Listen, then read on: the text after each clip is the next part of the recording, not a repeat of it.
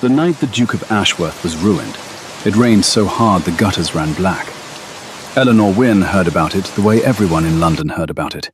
Second-hand, over breakfast, from a woman who had heard it from a woman who had heard it from someone who claimed to have been present in the House of Lords when it happened. Mrs. Cavendish, Eleanor's late husband's aunt, delivered the news between bites of toast with the cheerful authority of a woman who considers gossip a public service, and by the time she had finished, the tea had gone cold and the toast had gone soft, and Eleanor had formed precisely no opinion, which was unusual in a city where everyone had formed one by dawn. The facts, as they were understood by the newspapers, and therefore by everyone, were these: that the 6th Duke of Ashworth had been publicly accused, on the floor of the House of Lords, and with the particular relish that attends the destruction of the powerful, of having defrauded the shareholders of the Dorian Canal Company of some £47,000. That the man making the accusation was Lord Ravelston, his own cousin, his late father's ward, the man he had raised from a boy of 12 to a gentleman of independent means and a seat in Parliament. That the documents Ravelston produced, account ledgers, signed authorizations, a letter in what appeared to be Ashworth's own hand, were damning in their specificity. And that Ashworth, who could have spoken, who could have raged, who could have called his cousin a liar on the floor of that ancient chamber, had instead said nothing at all, had sat perfectly still, with what one observer described as a stony expression, and another, more perceptive, described as the particular stillness of a man calculating how many people he can protect if he simply absorbs the blow himself. And then he had risen and walked out, and the doors had closed behind him. "Dreadful," Mrs. Cavendish said, reaching for the marmalade. "Though I must say, dukes do fall more dramatically than other men. It is one of their few reliable qualities." Eleanor said nothing. She was reading the newspaper account, not the breathless front-page summary, which told her what London thought had happened, but the smaller column on the 3rd page that reprinted the actual figures from the Canal Company accounts. She read them twice. She put down the paper. "The numbers don't make sense," she said. "They never do, dear. That is what numbers are for." "No, I mean they actually don't make sense. The disbursement pattern is wrong. If the Duke was stealing from the company, the withdrawals would correlate with his known expenditures. They don't. They correlate with nothing I can identify, which means either the money went somewhere that isn't in these accounts, or the person spending it wasn't the person these accounts are meant to implicate." Mrs. Cavendish looked at her over the marmalade with the expression she reserved for moments when Eleanor's mind moved faster than polite society considered appropriate. "Eleanor, it is 8:30 in the morning." "Yes?" "And you have just forensically analyzed a duke's financial fraud from a newspaper column over breakfast. The column is quite detailed." "That is not the point I was making." Eleanor folded the paper and set it beside her plate. She did not think about the Duke of Ashworth again that day, or the next. She filed the observation the way she filed all observations, precisely, without interpretation, in the part of her mind that collected things that did not add up, and held them until they did. London, meanwhile, made its judgments with the speed and enthusiasm it reserved for the destruction of those it had previously elevated. Within a week, the practical consequences had materialized with the efficiency of a siege. His membership at White's was not revoked, nothing so crude, but his usual table was somehow always occupied. His seat on the board of the Metropolitan Hospital was politely made available. 3 dinner invitations were withdrawn, then 7, then all of them. His solicitor wrote to express deep personal regard and an unfortunate inability to continue representation, which was the longest and most expensive way anyone had yet found to say, "I cannot afford to be seen with you." Eleanor heard the updates from Mrs. Cavendish, who received them from the network of elderly women who constitute London's true intelligence service, more efficient than any newspaper, more thorough than any police force, and operating on a budget consisting entirely of tea and biscuits. She heard that the Duke's house in Grosvenor Square had gone very quiet, that his staff had remained, Mrs. Aldridge, the housekeeper, who had been there since the old Duke's time, and who operated on the principle that loyalty was not a sentiment but a professional standard, continued to manage the household with the same efficiency she had maintained through 2 dukes, 1 funeral, 3 scandals of lesser magnitude, and the 17-day period in 1841 when the second footman had developed an unfortunate attachment to gin. The house functioned. It simply no longer had anyone to function for. What was known about the Duke of Ashworth, known publicly, which is to say superficially and with great confidence, was this. He was 41, tall in the way that people who have been tall since boyhood sometimes are, slightly apologetic about it, as though he had spent decades adjusting his posture to avoid towering over people he was trying to put at ease. He had grey at his temples that had arrived at 36.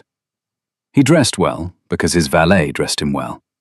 He spoke carefully because he had learned, early and at some cost, that careless words from powerful mouths land on other people's lives like stones dropped from a height. He had been duke since 23, when his father had died halfway through a parliamentary session, and 3 weeks before his only son's wedding.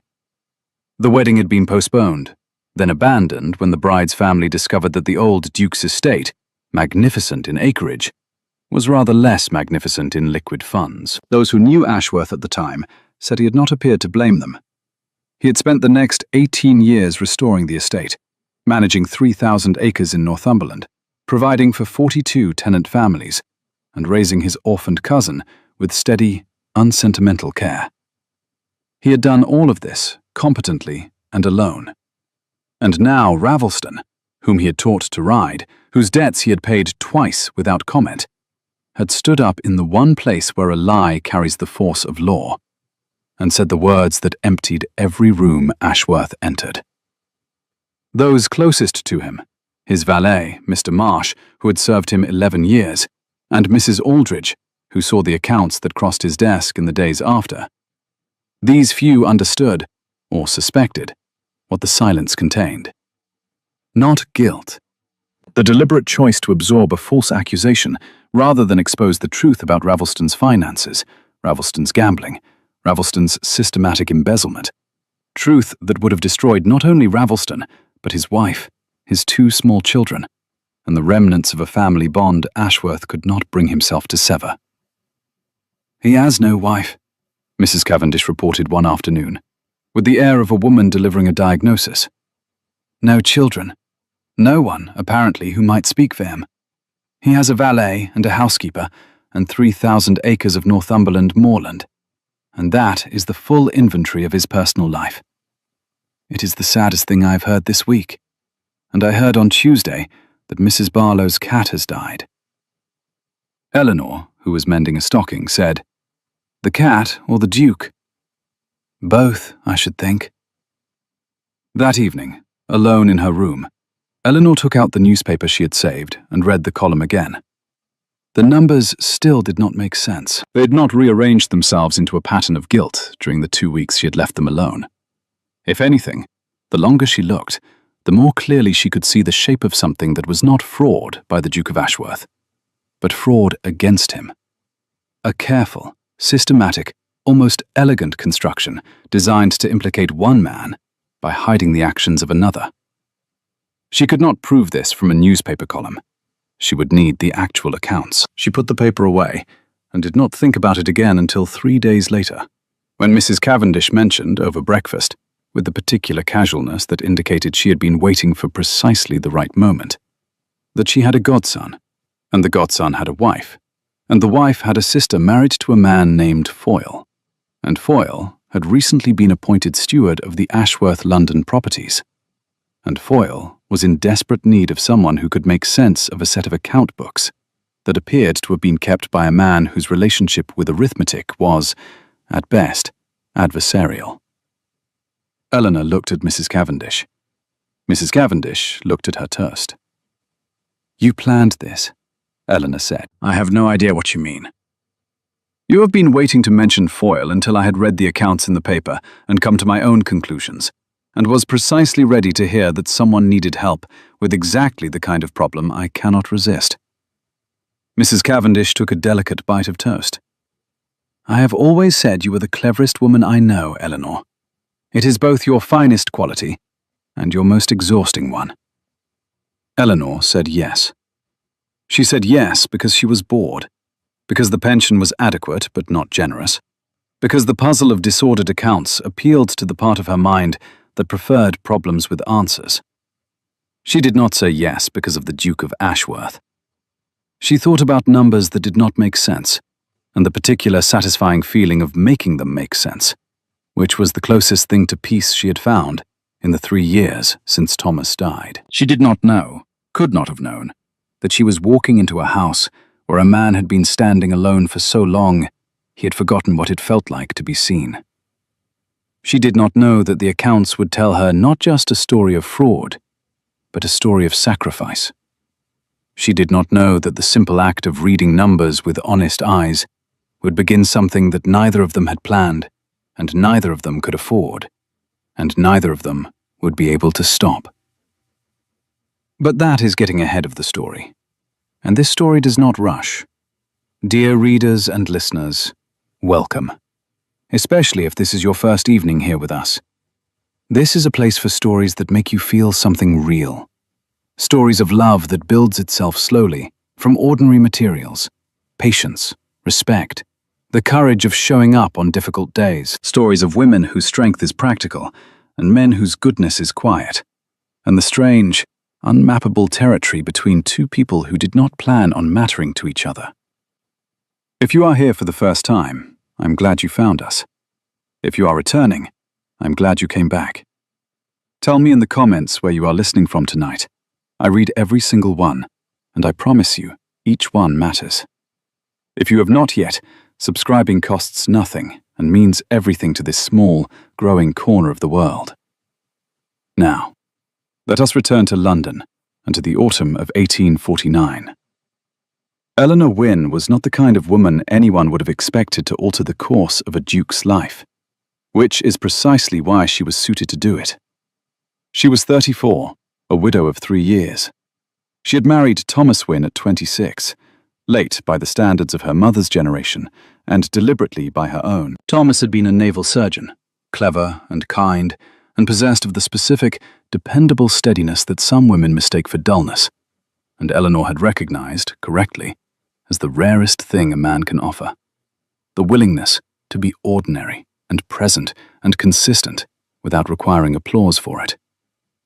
They had had 7 years, 7 good years in which the small daily acts of marriage, the shared tea, the argument about the leaking window, the way he read aloud to her from his medical journals because he had noticed she was interested, had accumulated into something solid and quietly irreplaceable. And then Thomas had died of a fever contracted from a patient in the charity ward, where he volunteered on Thursday afternoons, because that was, in his view, what doctors were for. He died on a Tuesday. Eleanor buried him on a Friday, and she spent the next 3 years learning the particular arithmetic of grief.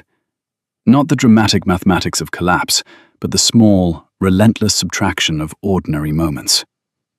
The chair empty at breakfast. The front door that no longer means anything. The discovery that the world requires you to keep functioning, even when a fundamental part of your machinery has been removed. She had not collapsed. She had not retreated. She had done what she had always done, which was to assess the situation, identify what was required, and proceed. She had settled Thomas's modest debts, managed the pension, taken over the household accounts that Mrs. Cavendish, who was 73 and cheerfully innumerate, had been managing through a system best described as optimistic approximation. She had chopped wood when the delivery was late and replaced a broken window latch with her own hands and a borrowed set of tools, to the visible alarm of the neighbor, who watched from across the street, and the invisible satisfaction of Eleanor, who considered the ability to fix things one had not broken to be among the more useful human qualities. She had made herself useful because usefulness was the only currency she had ever fully trusted, and because the alternative, sitting in a quiet house with nothing between herself and the full weight of Thomas's absence, was not something she could afford. She was not beautiful in the way that word is generally deployed in stories like this one. She was striking, which is a different thing, and in many ways a more dangerous one. She had dark hair that she wore simply, brown eyes that paid close attention, and a face that was more interesting than pretty. The kind of face that improves the longer you look at it, which is the opposite of what fashion requires, and exactly what permanence rewards. She dressed plainly, in dark colors that Thomas's aunt considered appropriate and Eleanor considered practical. And she moved through the world with the quiet, purposeful efficiency of someone who has too much to do to worry about how she looks while doing it. She began work at Ashworth House on a grey morning in late October, in a small office at the back that smelled of dust and old ink, and the faint, permanent chill of rooms that faced north and are rarely occupied. Foyle brought the books. Eleanor brought her own pencils, sharpened to a specific point that Thomas had always teased her about, and the small notebook in which she recorded observations in a hand so precise it could have been typeset. She did not expect to meet the Duke. He kept to the East Wing and the library, and did not generally encounter temporary consultants engaged to sort out the mess his cousin had made of his finances. She did not meet him on the first day, or the second. She met the accounts, which confirmed and deepened her breakfast suspicion. Not merely disordered, but deliberately obscured. Entries that almost balanced, but did not quite. Payments to companies that existed on paper, but not in any trade directory she could find. A pattern of small, regular withdrawals disguised as maintenance costs for properties that, when she checked against Foyle's records, had not required maintenance at all. Whoever had constructed this system had understood that the most effective fraud is the boring kind. The kind that hides in ordinary columns, where no one thinks to look because the numbers are too small and too tedious to examine individually. She met him on the third day. She had stayed later than intended. The light in the north-facing office was poor by 4 o'clock, and she had lit the lamp on the desk and continued working because she was close to something. A pattern in the withdrawals that suggested not one period of fraud, but 2, with a gap between them that corresponded, she thought, with a period when the previous steward had been away from London. She was so absorbed that she did not hear the door, and she did not register the presence of another person in the room until she became aware of breathing that was not her own, and looked up, and found the Duke of Ashworth standing in the doorway. He was taller than she had expected. That was her first thought, which was useless, and she noted its uselessness and moved past it. He was wearing a dark coat, no cravat, his shirt open at the collar, in the way of a man who has stopped expecting visitors. His hair needed cutting. His eyes, grey, the color of the sky outside the window, were looking at her with an expression she would later describe to Mrs. Cavendish as the way a man looks at a piece of furniture he did not order and cannot account for. "You are Mrs. Wynne," he said. Not a question. "I am." "Foyle mentioned you. He said you were examining the accounts." "I am." "And what have you found?" She considered him, the controlled stillness of his posture, the careful economy of his words, the way he held himself in the doorway as though he had not quite decided whether to enter the room or retreat from it. She thought about what she had found in the accounts, which implicated not him, but someone very close to him, and which she was not yet prepared to discuss until she was certain. "I have found," she said, "that your previous steward was either very careless or very clever, and I have not yet determined which." Something moved in his expression, not a smile, but a shift, a slight alteration in the geography of his face that suggested she had said something he had not expected, and that the unexpectedness was not unwelcome. "Most people," he said, "have already determined which." "Most people," Eleanor said, "have not read the accounts." He looked at her with a quality of attention she recognized because it was the same she brought to her own examinations. Not warmth, not hostility, but the focused gaze of someone genuinely trying to see what is in front of them rather than what they expected to find. It lasted perhaps 3 seconds. Then he inclined his head, stepped back from the doorway, and left without another word. That evening, Mrs. Cavendish pressed for details beyond what Eleanor had already offered about the house, the office, the work itself. Eleanor, after a pause that was slightly longer than the question warranted, said he seemed like a man carrying something heavy, and that she had not yet determined what it was. "You paused," said Mrs. Cavendish. "I was thinking." "You were thinking about a handsome duke, which is a kind of thinking, certainly, but not the kind you mean." Within a week, Eleanor had established a routine the household absorbed with the quiet efficiency of an organism adapting to a new element. She arrived at 8:30. She worked until noon, took tea in the small office, brought by a housemaid named Sarah, who was 19, and visibly curious about the woman who sat among the Duke's papers with such concentrated calm, and then worked until 4 or 8:30, depending on the light and the complexity of what she was untangling. She spoke to Foyle daily. She spoke to the Duke not at all. And yet she was aware of him, not in the way that awareness is usually described in stories of this kind, not as a physical pull or a romantic preoccupation, but as an ambient presence, a specific quality in the atmosphere of the house that she could not quite define, but could not ignore. She heard his footsteps in the corridor outside her office, measured and deliberate, always at the same times. 9 o'clock going toward the library, 12:30 going toward the dining room, 4 o'clock going toward the east wing. She heard, once, the low murmur of his voice speaking to someone on the stairs, and noted that it was quieter than she expected, and steadier, and that whoever he was speaking to received his full attention because the conversation was unhurried, despite the fact that she could tell, from the rhythm of his sentences, that he had somewhere else to be. She noticed that a book she had mentioned to Foyle, a volume on double-entry bookkeeping methods that she needed for cross-referencing, appeared on her desk the following morning without comment or note.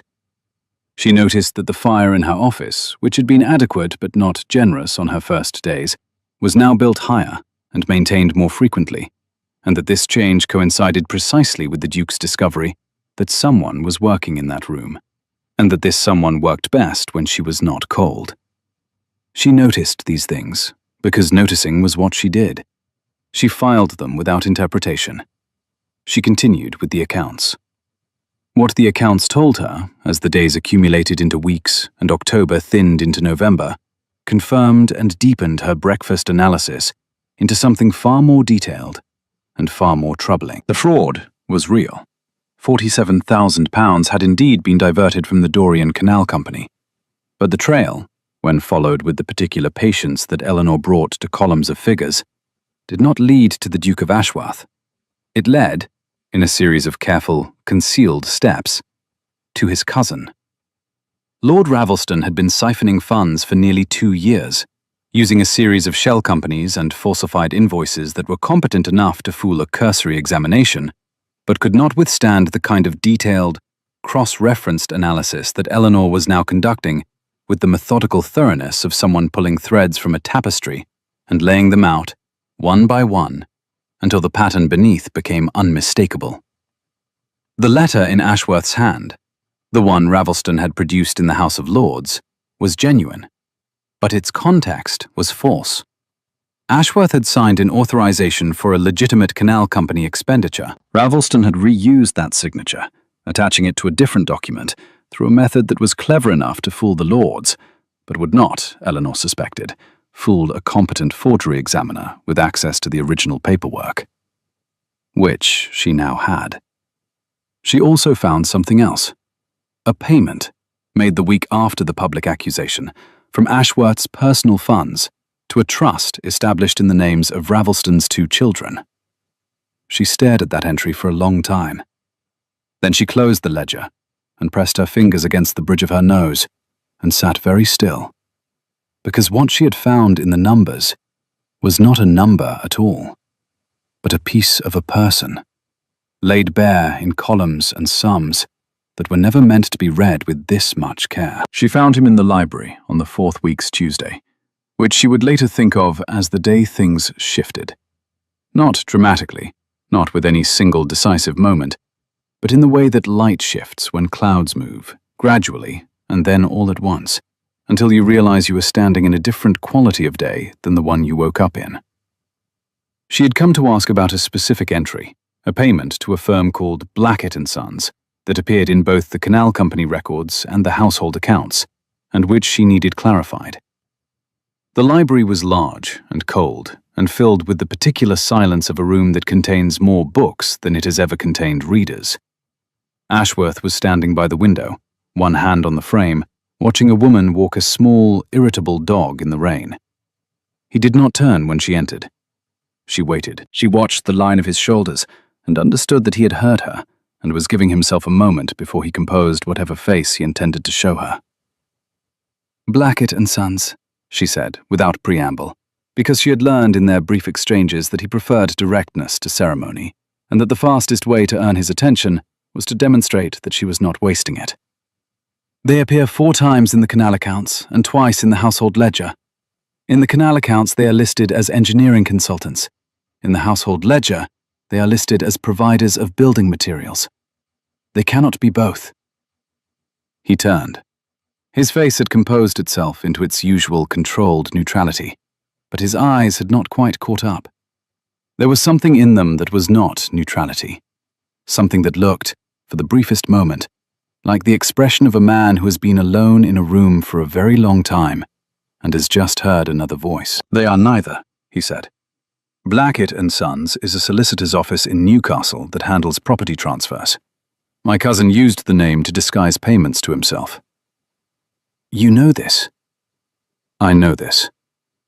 "You have known this for some time?" "Yes." She stood very still, the way she stood when she was processing something that required her full attention, and she looked at him, and she asked the question that no one in London had thought to ask, because everyone in London had already decided on the answer. "Why did you not say so?" She watched him decide whether to tell the truth to someone he barely knew. She could see it in the way his hand tightened on the window frame, the way his jaw shifted almost imperceptibly, the way his gaze moved from her face to the rain and back. "Because," he said, slowly, carefully, as though he were placing each word on a scale and checking its weight. "If I had spoken, the truth would have destroyed not only my cousin, but his wife and his 2 children, who are 4 and 6, and who call me Uncle Edward, and who have done nothing wrong. That is either very noble or very foolish. It is neither. It is arithmetic." And there, in that word, that precise, unromantic, almost clinical word, Eleanor recognized a mind that worked the way hers did. "Your arithmetic has a flaw," she said. "Does it? You have not counted yourself among the people who are harmed." Something happened to his face. A fracture, hairline and quickly repaired, like a crack in ice that freezes over almost before you can see it. He turned back to the window. The woman with the irritable dog had gone. "No," he said. "I have not." She left the library without another word, because she understood that what had just passed between them was more than he had said to anyone in weeks, possibly months, and that to stay would be to ask for more than he was ready to give. She went back to her office and sat down, and her hands were not entirely steady. She pressed them flat against the desk, held them there until the tremor passed, and then picked up her pencil, because the work was the thing she could do, and the other thing she could not. Not yet. After that, the quality of their interactions shifted in a way that was invisible to anyone who was not paying the very closest attention, and blindingly obvious to anyone who was. Mrs. Aldridge was paying attention. So was Foyle. So was Sarah, the housemaid, who reported to the kitchen with a frequency that suggested her interest in the situation had outpaced her professional discretion. The Duke, who had for weeks inhabited his own house like a ghost, present but unconnected, moving through rooms without occupying them, began to inhabit it differently. He appeared at meals. He sat in the library with the door open rather than closed.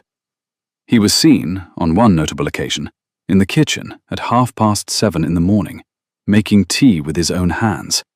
Not because the staff were unavailable, but because, as Mrs. Aldridge later reconstructed the event with the forensic precision of a woman who had managed households for 30 years, he had come downstairs early and had passed the small office where Mrs. Wynne worked, and had noticed that she was already there at her desk, and that her lamp was lit, but no tea had been brought, and that this was an oversight he intended to correct personally.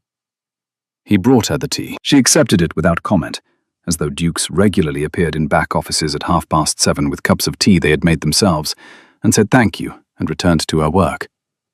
And he stood for a moment in the doorway in which he had first appeared, and which had become, without either of them planning it, the specific geographical feature of their growing acquaintance, and then went to the library. He began asking her questions beyond the accounts. Had she read a particular essay on agricultural reform that he had found interesting? Did she think the new rail line to the north would affect tenant farmers' markets? What was her opinion on the Bank Charter Act? He asked these questions with the careful casualness of a man who is pretending that the answers do not matter to him. And Eleanor answered them with the careful thoroughness of a woman who is pretending that the attention does not matter to her. One morning, he brought the estate's Northumberland maps, not because she had asked, but because a conversation about soil drainage 2 days prior had included a question she could not answer without seeing the topography. He unrolled the maps on her desk and stood beside her and pointed to the fell where the winter runoff caused flooding every March, and to the valley where the tenant farms clustered along the river. And his voice, when he spoke about the land, was different from his voice in all other contexts. Warmer, more specific. The voice of a man describing the one thing in his life he loved without reservation. The soil on the North Fell is thin, he said. It remembers every hard winter. But the farms in the valley have 3 feet of alluvial loam, which is the kind of forgiveness that takes centuries to build. Eleanor looked at the map. She looked at his hand on the map, the long fingers, the specific way he traced the river's path, and something shifted in her chest that she did not examine and did not intend to. You should show me the tenancy agreements, she said, because practical requests were still the only language she trusted herself to speak. Something moved behind his eyes. The expression of a man who has just been offered trust in the specific currency he values most, which is the currency of being taken seriously. Yes, he said, I will. By November's end, he was consulting her on estate correspondence. He brought letters to the small office, tenant requests, agent reports, legal queries about property boundaries disputed since the previous century, and he sat in the chair across from her desk, the chair that had appeared one morning without explanation and that everyone in the household understood was his. And they worked, not side by side, across from each other, but together nonetheless, on the practical, unglamorous business of keeping an ancient obligation alive when the world had decided its keeper was not worth trusting. He deferred to her judgment on the accounts without ceremony, simply accepting her figures and her analysis, with the confidence of a man who recognizes competence because he values it above all other qualities. And Eleanor discovered what it felt like to be useful to someone who saw exactly what she was doing and understood exactly what it cost. The first crack came on a Thursday evening in mid-November, and it came, as such things often do, through a child.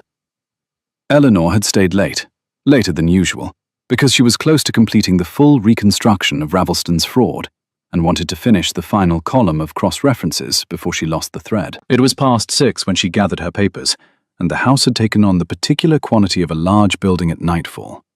Shadows deepening in the corridors, the distant sound of the kitchen preparing dinner, the smell of wood smoke and beeswax that was Ashworth House's specific domestic signature. She was walking toward the front hall when she heard a sound that stopped her. Crying. High, thin, exhausted. The crying of a small child who has been crying for some time and has passed through the dramatic phase into the desolate one, where the tears are no longer a demand, but a condition. A state of being that the child has given up hope of anyone resolving. She followed the sound down a corridor she had not previously entered, past the dining room, and through a door that opened onto a smaller passage, and then into a room that was clearly a nursery, though not a recently occupied one. The curtains were heavy and old, the wallpaper faded, the rocking horse in the corner thick with dust. And in the center of the room, sitting on the floor with his back against an ancient settee, and a very small child in his arms, was the Duke of Ashworth. The child was perhaps 2 years old, a girl with dark curls and a red, furious, tear-streaked face, and the absolute commitment to unhappiness that only very small children can achieve. She was wearing a nightgown that was too large for her, and had a woolen rabbit clutched in one fist, with the grip of someone defending a sovereign territory. She was sobbing into Ashworth's shirt front, and Ashworth was holding her with both arms, one hand cupped behind her head, rocking steadily, murmuring something too quiet for Eleanor to hear. Eleanor stood in the doorway. She did not speak. She watched. She watched the way he held the child, not awkwardly, not uncertainly, but with the practiced competence of someone who has done this before, who knows the exact pressure and rhythm that a small body needs, who understands that a child in this state cannot be reasoned with or distracted, but only held, steadily, until the storm passes. She watched his face, which was unguarded in a way she had never seen it, the careful control entirely absent, replaced by something she did not yet have a name for, and which she suspected he did not know he was wearing. The child's crying began to ease. The sobs became hiccups. The small body relaxed against his chest in increments, like a fist slowly opening. Ashworth continued to rock, continued to murmur, and Eleanor heard now fragments of what he was saying. Not shushing, not scolding, but a low, steady narration of absolutely nothing. There. Yes, I know. The world is very large and very loud, and you are very small and very tired, and that is a perfectly reasonable thing to cry about. I would cry about it too if I thought anyone would hold me. The child gave a final, shuddering sigh, and went still. Not asleep, but past the crisis, resting against him with the boneless trust that children give to the people they have decided are safe. Ashworth lifted his head and saw Eleanor in the doorway. His face was still open. He had not had time to close it. "This is Clara," he said. "She is Ravelston's daughter. She and her brother have been staying here for some weeks. Since the scandal. Since Ravelston's wife, overwhelmed and furious, had sent the children to the one person she knew would not turn them away, even though that person was the same man her husband had publicly destroyed. Eleanor understood this without being told, and Ashworth saw that she understood.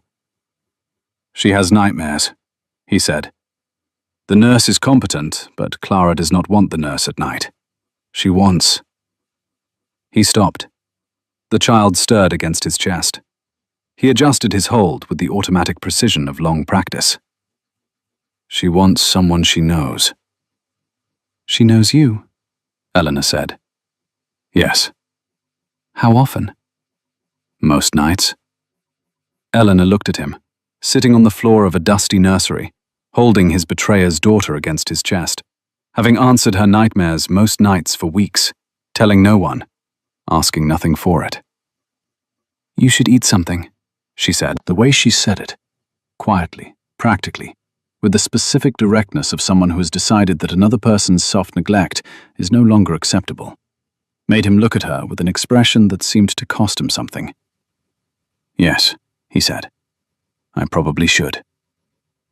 She walked home through dark streets and went to her room and sat on the edge of her bed and pressed her hands together very tightly against her mouth, and stayed like that until the pressure subsided. It took longer than she would have liked. Clara attached herself to Eleanor with the swift, unquestioning trust that young children extend to people who treat them as real. This happened on a Tuesday, when Eleanor encountered Clara in the hallway, crying over a wooden block that had rolled under a cabinet, and retrieved it without fuss, and without the patronizing brightness that adults often deploy toward children. And Clara had looked at her, with her dark, serious eyes, and said, "Thank you," with the grave formality of a duchess. And that had been that. After Tuesday, Clara sought Eleanor out. She brought her things, a feather, a button, a stone from the garden that was grey and smooth, and unremarkable in every way except that Clara had chosen it, and presented them with the solemn ceremony of a diplomat bearing gifts. She sat on Eleanor's lap while Eleanor worked, examining the account books with a focused, incomprehending concentration that mirrored Eleanor's own expression so precisely that Foyle, passing the open door, had to look away because the lump in his throat was interfering with his professional dignity. And Clara's brother James, who was 4, and who had the same dark eyes as his sister, and the additional quality of a 4-year-old's devastating observational honesty, said one evening at supper, looking from Ashworth to Eleanor and back again, with the expression of someone solving a puzzle the adults have made unnecessarily complicated. "You are always in the same room now." Neither Eleanor nor Ashworth responded. But later, in the library, after the children were in bed, Ashworth said, without looking up from his book, "He is not wrong." And Eleanor, also without looking up from her book, said, "No, he is not." December arrived with a hard frost that rimed the windows of Ashworth House each morning and turned the square's garden into something sharp and glittering in the early light. Eleanor continued to come each day, though her formal work on the accounts was nearing completion. There were, she told herself, additional records to organize, filing to complete, a system to establish for Foyle's future reference. These were real tasks. There were also insufficient explanations for the regularity of her attendance, and she knew this, and she did not examine it, and she kept coming. The household had shifted around them with the organic intelligence of people attuned to the emotional weather of the house they inhabit. Mrs. Aldridge set a second place at the small table in the morning room, without being asked, on the day she observed that the Duke and Mrs. Wynne had taken to drinking their tea in the same room at the same time, while discussing the same newspaper. The cook began preparing a midday meal for 2 rather than 1. Sarah brought winter flowers for the small office, nothing dramatic, just enough to make the north-facing room feel like a place someone was expected and welcome, rather than merely tolerated.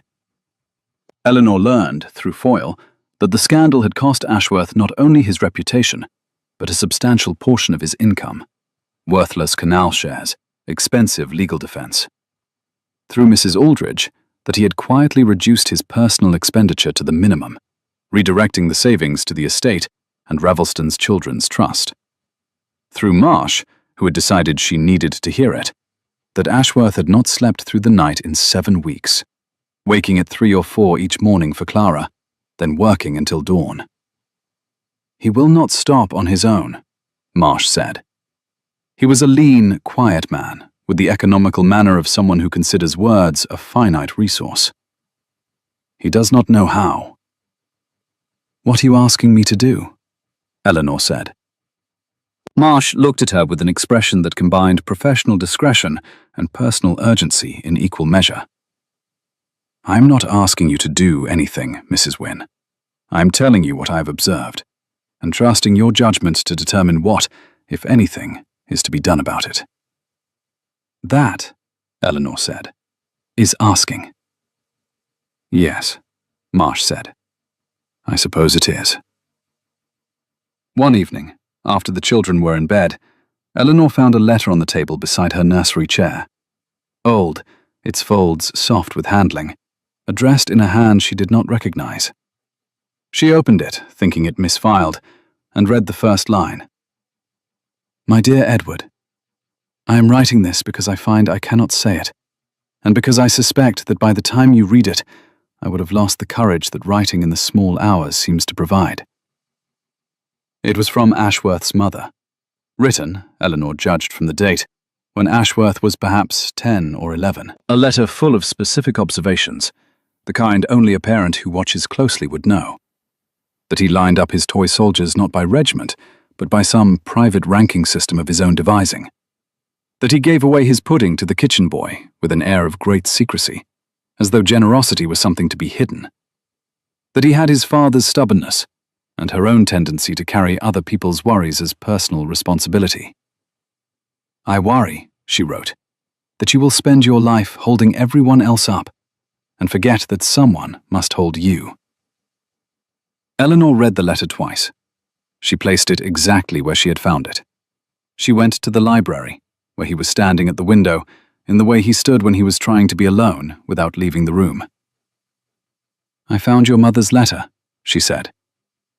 His hand tightened on the window frame. "Yes," he said. "She was right." He said nothing. Snow, which had begun that afternoon, fell past the window in slow, heavy flakes that caught the lamplight. She was right, Eleanor said again, more quietly. Then she left. She presented her full findings on a Friday afternoon in early December. The light was dying. Snow had been threatening all day, the sky pressing down on the rooftops, the air holding its breath. She laid the report on the library table, 37 pages, bound with string, every figure verified and cross-referenced, and she stood back and waited while he read. He read slowly. He turned pages with the specific attention of a man who understands what he is looking at and is reading for confirmation rather than information. The fire crackled. The snow began, the first flakes drifting past the glass.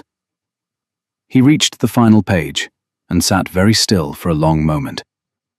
Then he closed the report and looked at her. "You have been very thorough," he said. "I have been accurate," she said. "Thoroughness is a method. Accuracy is a result. Mrs. Wynne, this report would clear my name." "Yes." "And destroy my cousin." "Yes." "And his wife. And his children." "His children," Eleanor said, "who sleep in your house and cry for you at night." "Yes." The silence that followed was the longest they had shared. The snow fell. The fire settled. Somewhere in the house, Clara laughed, the high, clear, uncomplicated laugh of a child who has no idea that the adults around her are balanced on the edge of a decision that will determine the shape of several lives. "I cannot use this," he said. "I know." "You knew before you wrote it." "I knew before I started." "Then why did you write it?" "Because you deserved to have someone believe you," she said, "even if no one else ever sees it." The snow fell for 3 days. London softened under white. Eleanor continued to come each day, though her formal work was complete. There were records to organize, she told herself. There was foil to train. There were the children. On a January evening, after the children were in bed and the house was quiet and the fire was burning low in the library, Eleanor fell asleep in her chair. She woke to find a blanket over her that had not been there before, the fire built up, and a cup of tea on the table beside her, still warm, covered with a saucer to keep the heat in. The room was empty. The blanket was the one that usually lived on the back of Ashworth's own chair. She sat holding the tea in both hands, feeling the warmth of it through her fingers, and she thought about the series of actions the blanket and the fire and the covered saucer represented. A man standing, crossing the room, removing the blanket from his own chair, spreading it over her, carefully enough not to wake her, building the fire, making tea, covering it, leaving so she could wake without awkwardness, even his tenderness structured to protect her autonomy. She walked home through streets bright with frost. Halfway down Wimpole Street, she stopped on the pavement, pressed her fingers against her eyes, and stood very still until she could breathe evenly again. Then she sat on her bed in the dark and thought about Thomas. Not about Thomas as grief, but about Thomas as the man he had been, who had loved her and wanted her to be happy, and who would have said, "You are alive, Eleanor." Christmas came, and with it a transformation. Mrs. Aldridge outdid herself. Garlands, candles, an enormous tree that required 4 staff and a system of ropes, decorated by Clara and James with the focused anarchic energy of small children given free access to glass ornaments and a limited understanding of gravity. Eleanor arrived at noon in a dark green dress that Mrs. Cavendish had insisted upon, and that Eleanor had resisted, and then not resisted. She brought a wooden puzzle for James, a doll for Clara, excellent sherry for Mrs. Aldridge that was received with the focused appreciation of a connoisseur. For Ashworth, she brought a book, a volume on northern agricultural methods, annotated in the margins by a previous owner whose handwriting suggested a practical farmer, and his observations were specific, experienced, and occasionally profane. She had chosen it because it was relevant to his estate. She had chosen it because the annotations were the kind of thing that might make him smile. She had chosen it because a book is a gift that says, "I have been paying attention to what matters to you," without saying anything else. And she was not yet prepared to say anything else. He received it with both hands. He turned it over.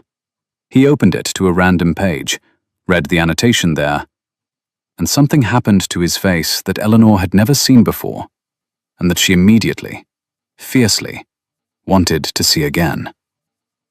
It was a smile, not the careful arrangement of features that passed for social pleasantness in the world he inhabited, but a real smile, sudden and undefended, and so transforming that for a moment he looked like a different man entirely. "This is," he began, and stopped and said, "Thank you, Mrs. Wynne." "Eleanor," she said. She had not planned to say it. Clara, on the floor with her new doll, said without looking up, "I know, you said." And James, examining his puzzle with the grave concentration of a future engineer, added, "Uncle Edward calls you Mrs. Wynne, but his face does Eleanor." Eleanor felt heat rise from her collar to her temples. Ashworth was looking at James with an expression that combined mortification, helpless amusement, and something he was making no attempt to disguise, possibly because the attempt had become too expensive. "His face does, Eleanor," Mrs. Aldridge repeated to the kitchen that evening, with satisfaction. After Christmas, Eleanor read to Clara and James most evenings in the nursery. Fairy tales, adventure stories, a natural history James loved for its pictures of improbable animals. Ashworth sat in the opposite chair and listened.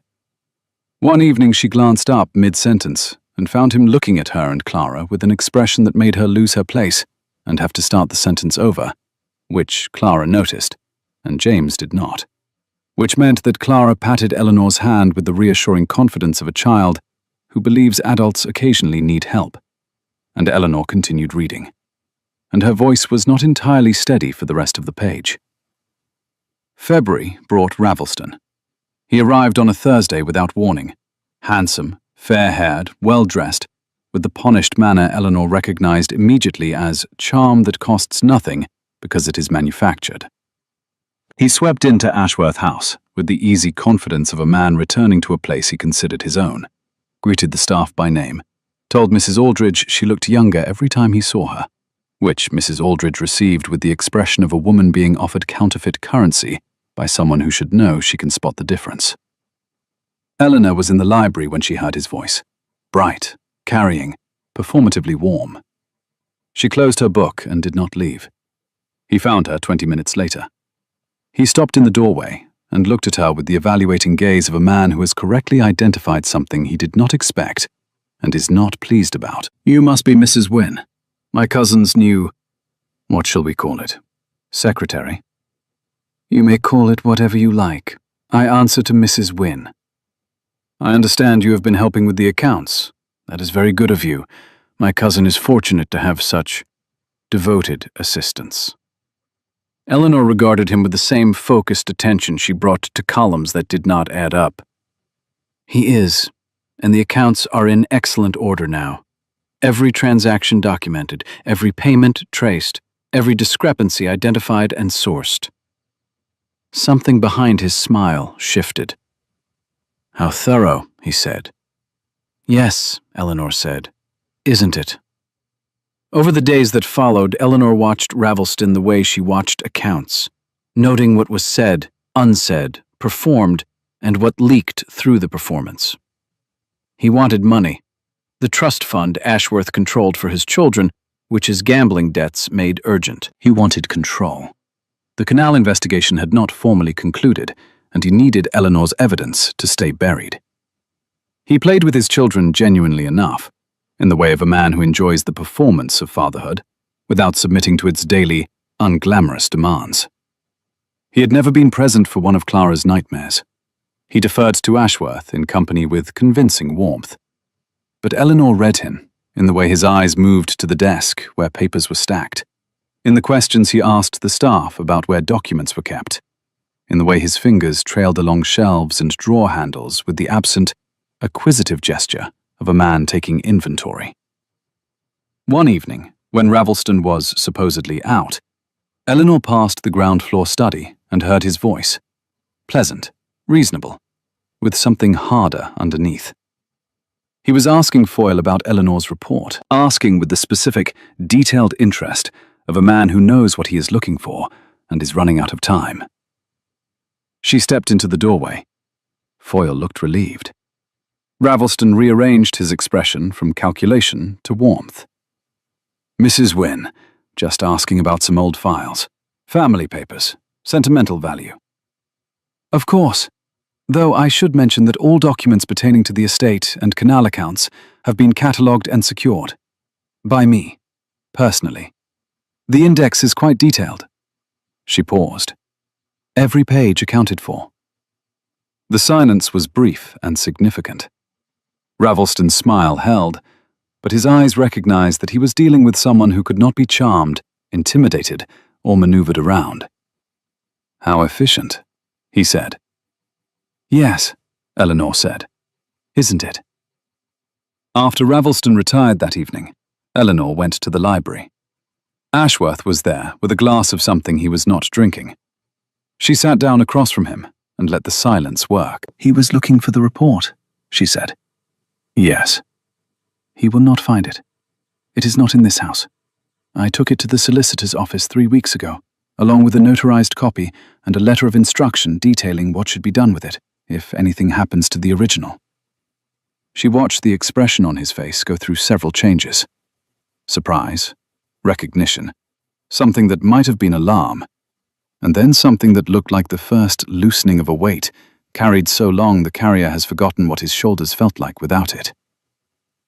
"I am going to tell you something," she said, "and I would like you to listen before you respond, because I know your first instinct will be to refuse, and I am asking you not to refuse until you have heard me out." She told him. She laid out the plan with the same precision she brought to accounts. The solicitor's assessment, the legal strategy, the private confrontation that would force a retraction without a public trial. She explained how the evidence would be presented to Ravelston's own counsel in a way that left two choices: withdraw the accusation publicly, citing newly discovered information, or face full exposure. She explained how the Children's Trust Fund was legally protected regardless. She explained how Ravelston's wife would be offered quiet separation with financial provision. "The children are protected in every scenario," she said. "That was the first thing I established. The second is that you do not need to destroy yourself to protect them. That was never the only arithmetic available. You could not see another equation because you were inside it." He sat very still. She watched his jaw work, his throat move, his hands grip the chair arms and then, slowly, release. "You did this," he said. "I did this. Without asking me. If I had asked, you would have said no." "Yes. Because you do not count yourself among the people who deserve protecting." Eleanor. Her name, with the weight of everything accumulated between them. "I cannot ask you to do this." "You are not asking. I am telling you it is done." "Why?" His voice quiet and not entirely under control. "Why have you done this?" She said, "Because you sat on a nursery floor and told the child the world was large and she was small, and that was a perfectly reasonable thing to cry about. Because you made me tea and covered it with a saucer. Because you brought me a lamp. Because you stood in doorways. Because you showed me your mother's letter. Because you trusted me with your maps." She stopped. Her voice was no longer steady. "Because you matter. You have always mattered. And the arithmetic was never complete without you in it." The room was very quiet. The fire had burned low, and the careful face he had shown the world for 20 years opened entirely. Not with drama, not with collapse, but with the slow release of a man who has been bracing for so long, his muscles have forgotten anything else. He crossed the room. He stood in front of her and said, "Eleanor," and stopped, because there was nothing else the name did not already contain. And then, slowly, with the deliberate, careful precision that characterized everything he did, the Duke of Ashworth went to his knees. Not as a proposal, not as a performance. He went to his knees the way a man goes to his knees when he has been standing for 20 years and has found someone in whose presence he is allowed to stop. He knelt and took her hands and pressed his forehead against her fingers and stayed there. She freed one hand and placed it on his head, in his hair, which was warm from the fire and still needed cutting. She held him. The house breathed around them with the old, patient respiration of a building that has been waiting to become what it was becoming now. Ravelston was confronted in the solicitor's chambers on a late February morning, not by Ashworth, who Eleanor had persuaded with some difficulty to remain at the house, but by the solicitor himself, in the presence of Ravelston's own counsel, who had been quietly briefed, and whose face, upon reading Eleanor's report, took on the expression of a man recalculating how much his client has been lying to him. The meeting lasted 2 hours. Eleanor's 37 pages lay on the table like a hand of cards that cannot be beaten. Ravelston tried charm first, then indignation, then a desperate variant of reason. His own solicitor stopped him twice. The second time, he placed a hand on Ravelston's arm and said, quietly, that perhaps his lordship should listen to what was being proposed. A public retraction, published in the Times and read in the House of Lords, citing newly discovered evidence. The Children's Trust transferred to an independent trustee. Ravelston's wife offered quiet separation with provision. Ravelston himself to retire from public life. What happened to Ravelston's face, the solicitor later told Eleanor, was the most interesting thing he had observed in 30 years of practice. The slow, visible collapse of a man who has been performing confidence so long, he has forgotten what is underneath. He signed the retraction that afternoon. London recalibrated with the practiced efficiency of a stage crew changing sets. The invitations returned. Whites found the usual table available. The hospital expressed delight, and Ashworth, standing in his library with the morning paper, read the restored courtesies with an expression that was not triumph, but exhaustion. The final exhaustion of a man vindicated by a world whose opinion he had discovered mattered considerably less than he once believed. He put down the paper. He looked at Eleanor in the doorway. It appears I am respectable again. It appears. London has decided who I am. Again. London was not consulted. The real smile appeared. No, it was not. He paused. You were? Yes, she said. I was. They married in June. The parish church, a handful of people, sunlight through the east windows making patterns on the stone floor that Clara tried to catch with her hands. Mrs. Cavendish attended in a hat of such architectural ambition, it required its own pew and the forbearance of everyone seated behind her. Mrs. Aldridge stood at the back in her best dress. Marsh produced the ring with immaculate timing. Foyle cried openly. When Ashworth kissed Eleanor, brief, gentle, unhurried, James tugged Clara's sleeve and said, with the satisfaction of someone whose data has been confirmed, I told you, his face does, Eleanor. And Clara said, Is there cake? There was cake. Spring settled over London in the weeks that followed, arriving in fits and starts the way uncertain things often do, and Ashworth House underwent a transformation visible only in retrospect. There were flowers in every room now, not formal arrangements but real ones, collected from the garden by Clara and arranged in jars with the creative logic of a 3-year-old, which meant that one jar contained, memorably, a worm, included by James on the grounds that it was alive and therefore qualified. There were children's drawings on the library walls, in which Mrs. Aldridge was taller than the house, and everyone was smiling, which was not entirely inaccurate, which was the thing that made them art. There was laughter, which had been absent so long its return was startling. Running footsteps on the stairs, 2 voices in the library evenings that could sustain a silence as comfortably as a sentence. One evening in late June, Eleanor stood at the bedroom window looking out at the square. The light was the long, golden light of a London summer evening, the kind that has no urgency in it, that exists for no purpose other than to illuminate whatever it touches with the generous warmth of a world that is, for this particular moment, enough. Behind her, Ashworth was reading the agricultural book she had given him at Christmas, which had become, through rereading and shared argument, as much a record of their history as the accounts that had started it. Clara's doll was on the chair by the door. James's puzzle sat on the mantelpiece, beside a small, grey, perfectly ordinary stone that Clara had given Eleanor the day they met in the hallway, and which Eleanor had kept, and which sat there now among the candlesticks and the clock and the ordinary objects of a room that had become, after a long time and against considerable odds, simply home. She turned from the window. He looked up from his book. Their eyes met across the room that belonged to both of them now. "Come to bed," she said.